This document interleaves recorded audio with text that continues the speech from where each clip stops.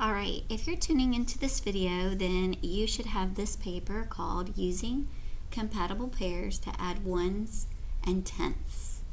And so if we pay attention to the directions, not only are we going to be finding or calculating the perimeter of each quadrilateral, and quadrilateral means a four-sided figure, so I'm just going to write that at the top, a four-sided figure. We're going to look for pairs of numbers that add easily together. So we're going to be looking for those numbers that give us easy groups of 10. So on your notebook paper, and if you don't have notebook paper, I'm going to let you pause the video and quickly go grab some notebook paper, because all of our calculations should be done on the notebook paper. That'll give us the lines that we need.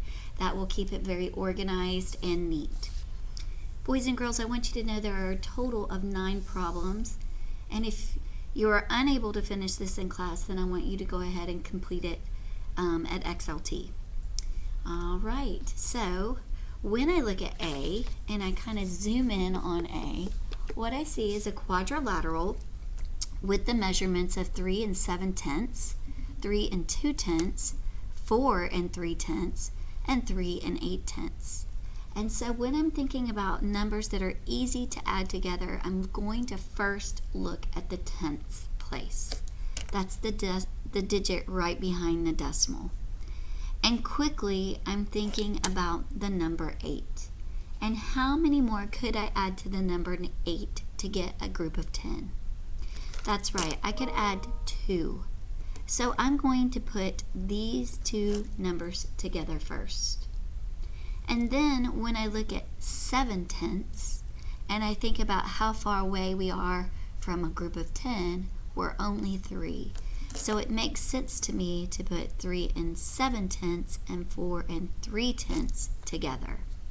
So on my paper, because I haven't given myself a title, the first thing I want to do is write my name.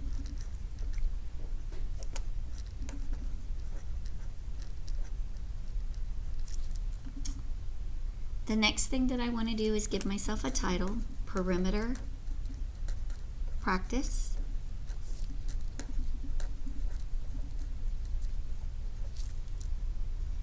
And the last thing I want to do is go ahead and date this.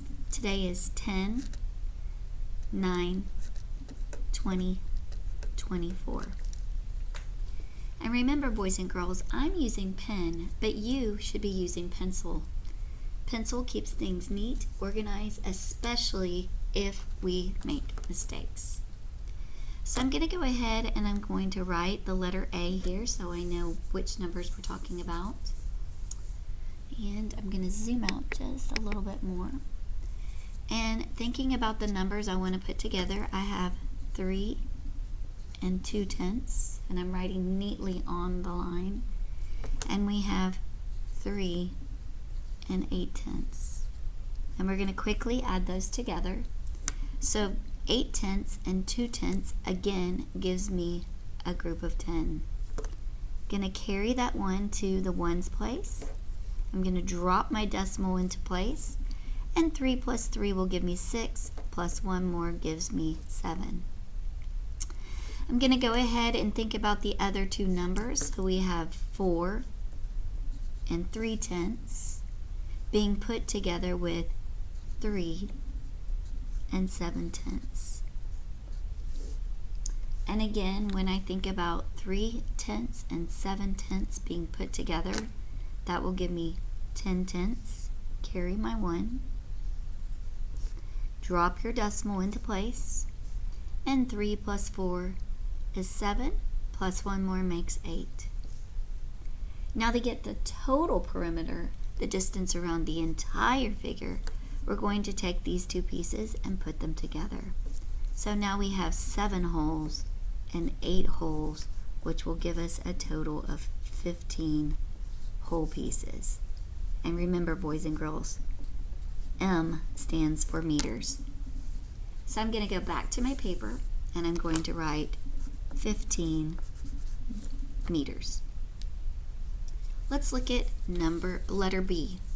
So I'm going to skip 2 lines to keep things organized and neat. I'm going to write the letter B, And I'm going to go back to my paper for a brief second because again, I want to find those easy groups of 10. So right away, I notice that I have 8/10. How far away from 10 are we when I'm at 8/10? Well, that's right, boys and girls, we're just 2 away. So I'm looking for one that has 2/10. So these two numbers should be put together first to give us those easy addable numbers. And when I think about 6/10, I'm only 4 away from 10. So I'm going to put 2 and 6/10 and 4 and 4/10 together to get those easy groups of 10.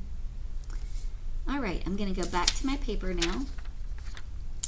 And looks like I'm going to fold this so you can see where I am easily. I have 2 and 6/10. Again, writing neatly on the line. 4 and 4/10. Putting those together. 4/10 and 6/10 will give me a group of 10. So I'm going to write my 0 and carry my 1. Dropping my decimal into place. 4 plus 2 is a group of 6, plus 1 more gives me 7. So that takes care of these two numbers. It's okay to check them off as you complete them. That way you don't have any repeated pieces on accident. Then we have 4 and 8/10 and 5 and 2/10. 2/10 and 8/10 will give me an easy group of 10.